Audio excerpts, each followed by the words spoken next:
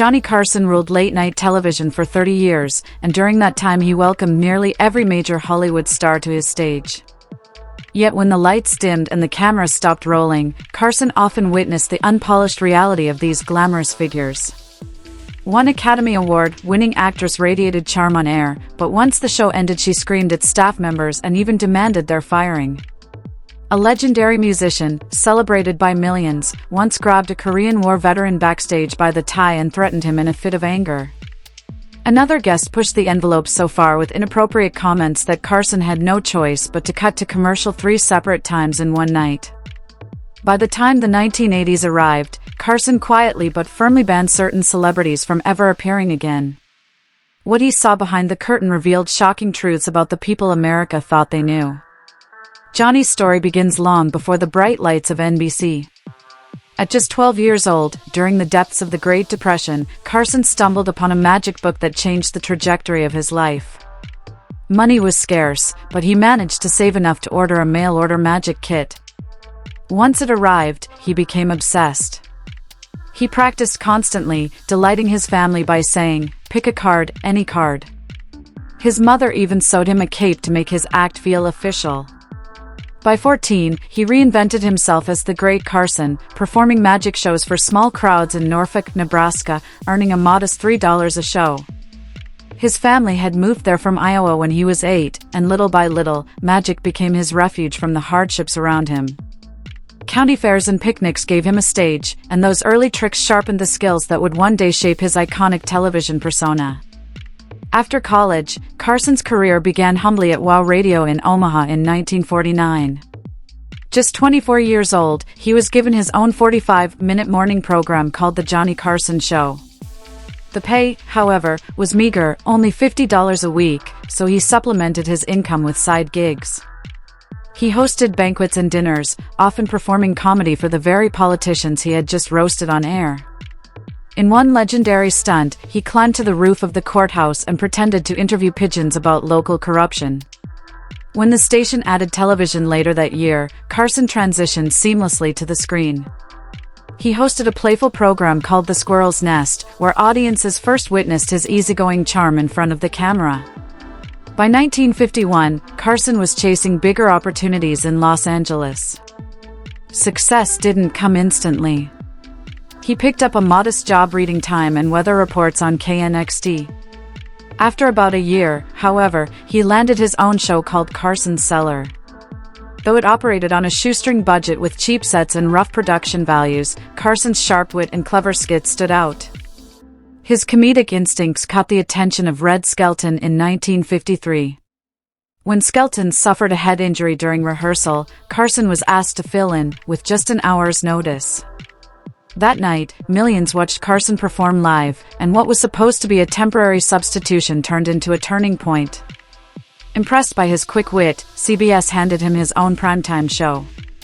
But the first big break almost destroyed him. The Johnny Carson Show on CBS, which aired from 1955 to 1956, was plagued by chaos. Over the course of 39 episodes, the network shuffled through 7 directors and 8 writers. Nothing clicked, and the show collapsed under the pressure. Carson later admitted those months were riddled with illness, anxiety, and self-doubt. It felt like his career might be over before it had even begun. Years later, his second wife Joanne discovered 10 surviving episodes that Carson had quietly tucked away and gifted to her. In 2007, those lost shows were finally released on DVD, offering the world a glimpse of the raw talent that was already taking shape, even amid failure. In his personal life, Carson's first marriage unfolded during these early struggles. He wed his college sweetheart, Jody Walcott, in 1949, just 2 months after starting at WOW Radio. Together they had 3 sons, Richard, Christopher, and Corey. But the marriage was strained from the start. According to a 2024 biography, the household was filled with tense silences, sharp arguments, and growing resentment. By 1962, the same year Carson was offered the role of Tonight Show host, the relationship had deteriorated beyond repair. Their divorce was finalized in 1963. Both had engaged in affairs, and the separation was bitter.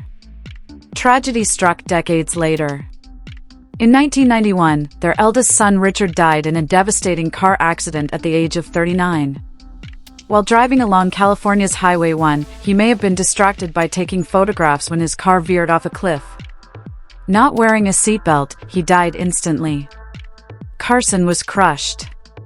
He took a month-long break from The Tonight Show and later told viewers his son's laugh was so contagious that it could fill a room. The loss deepened Carson's private struggles. By the 1970s, his battle with alcohol had become apparent. Though he had long enjoyed drinking, by 1982 his consumption spiraled out of control.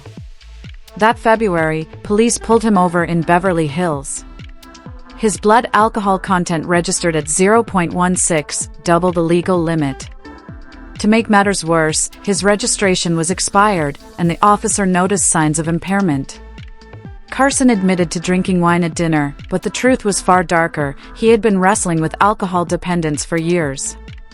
By October of that year, he pled no contest, received probation, and was ordered to attend alcohol education classes. What could have been a career-ending scandal instead pushed him toward therapy. Carson later confessed that alcohol didn't make him fun, it made him bitter, angry, and explosive. Meanwhile, his third marriage only magnified his troubles. In 1971, he met Joanna Holland at New York's famed 21 Club. They secretly married the following year, just as The Tonight Show celebrated its 10th anniversary. Carson bought her a $500,000 mansion once owned by a Hollywood director, but their life together was marked by extravagant spending, loud arguments, and his infidelity. By 1982, Holland wanted out. The divorce dragged on for 3 long years, and when it finally concluded in 1985, it cost Carson roughly $20 million, equivalent to about $48 million today. At the time, it ranked as one of Hollywood's most expensive divorces. Through it all, The Tonight Show anchored Carson. When he assumed the role of host on October 1, 1962, he quietly revolutionized the late-night format. At its peak, the program drew an astounding 17 million viewers per night. Carson transformed the talk show into a blend of monologues, desk banter, skits, and recurring comedic characters like Karnak the Magnificent. More than just entertainment, Carson created comfort. Filmmaker Billy Wilder famously described his program as the Valium and Nembutal of the nation. When the world outside grew chaotic, Carson's show felt like a nightly dose of calm. In 1967, he made a pivotal move that secured his power. Carson demanded approval over which guests could appear, ensuring the program reflected his vision. He explained years later that because the show primarily sold everyday products like soup and dog food, not luxury items, it had to remain safe, mainstream, and universally appealing. By carefully curating his guest list, Carson ensured advertisers stayed happy while audiences felt at ease. It was less chaos, more comfort, a strategy that defined his empire. But Carson wasn't just a witness to the spotlight, he also saw the darker realities of Hollywood stars. Joan Crawford exemplified this duality. In 1928, she dazzled audiences in Our Dancing Daughters, embodying the roaring energy of the jazz age. With her bobbed hair blowing as she danced the Charleston on a table, Crawford symbolized freedom and rebellion. MGM quickly recognized her magnetism, raising her pay from $1,000 to $1,500 a week and ending her unpaid breaks. Even author F. Scott Fitzgerald praised her as the perfect flapper. The film earned over $1 million on a small budget, cementing her as both a cultural icon and a box office draw. Yet her career faltered by 1938, when the Independent Theater Owners of America labeled her box office poison, lumping her with other greats like Greta Garbo and Katharine Hepburn. After 2 decades, MGM released her. Many assumed her reign was over. But Crawford staged a comeback with Mildred Pierce in 1945. Though the director initially wanted Bette Davis, Crawford fought for the role, humbled herself with a screen test, and delivered a performance so raw and emotional that it stunned critics. She won her only Academy Award for the role, though she feigned illness and accepted it from her bed in full makeup and perfect hair. For her, the Oscar wasn't just recognition, it was vindication. Her personal life, however, was stormier than most fans realized. In 1935, she married actor Frank Tone. Though charming in public, Tone turned controlling and abusive in private. Court records from their 1939 divorce revealed the bruises and violent arguments. Unable to bear it, Crawford left him, but she later returned to his side when he became ill with cancer in the 1960s. She cared for him until his death in 1968. A year earlier, Tone had even written her a letter apologizing for his behavior, acknowledging the damage caused by alcohol and pills. The darkest chapter of her legacy emerged after her death, when her daughter Christina released the memoir Mommy Dearest in 1978. The book depicted Crawford as a tyrannical mother, violent, controlling, and prone to explosive fits. Christina claimed her mother beat her, screamed at her, and became enraged over trivial details, like the presence of wire hangers.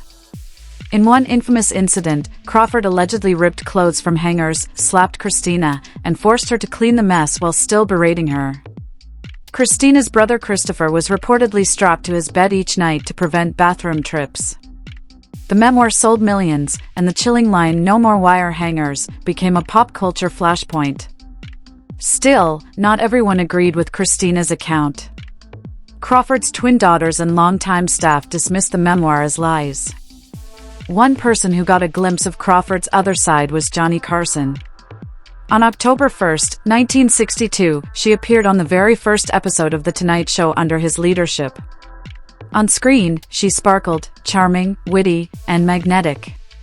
But the moment the cameras shut off, Carson witnessed her berating crew members, yelling over minor mistakes, and even demanding that someone be fired. The contrast stunned him. He later recalled the shock of seeing just how quickly her persona shifted once she believed no one important was watching. And Joan wasn't the only star Carson saw in this light. Frank Sinatra, too, carried a dual reputation. Back in 1940, at just 24, Sinatra joined Tommy Dorsey's band for $125 a week. During a performance at the Coronado Theater in Rockford, Illinois, he delivered Stardust, leaving audiences spellbound. Soon after, his rendition of I'll Never Smile Again hit #1 and remained atop the charts for 12 weeks. But leaving Dorsey and stepping into his own spotlight was far from simple.